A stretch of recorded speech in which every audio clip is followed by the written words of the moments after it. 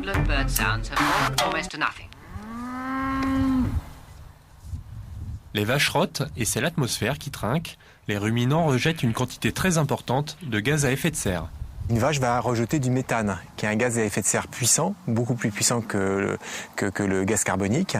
Et une vache, alors là on a des vaches, plutôt des vaches allaitantes, des limousines, mais une vache laitière va rejeter des quantités importantes de gaz à effet de serre, autant qu'une voiture qui ferait 23 000 km par an.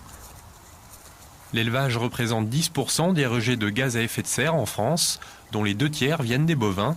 Norfit Sud, PME d'Angers, cherche la solution du côté des végétaux. On est, nous, sur une piste, c'est l'utilisation de certains extraits de plantes, notamment de plantes riches en saponine, pour réduire les émissions de gaz à effet de serre. Avec des extraits de plantes riches en saponine, on va pouvoir réduire de, on va dire, 10-15% la production de méthane.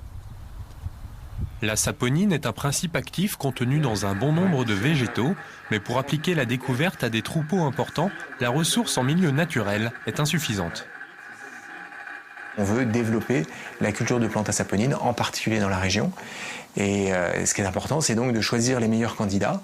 Et pour ça, on est parti d'une liste de 150 plantes à peu près. Et au jour d'aujourd'hui, on en a sélectionné une dizaine, on va dire. Les quantités utilisées seront de 2 à 5 grammes de saponine par vache et par jour. Mais avant cela, il reste quelques étapes à franchir. D'abord, trouver les bonnes plantes, les bonnes formules, les bonnes applications, les bonnes doses. Donc ça, en 2-3 ans, c'est faisable. Il faut donc miser sur encore 2 à 3 ans d'attente avant que, grâce à la saponine, les rots des vaches soient moins nuisibles à l'environnement.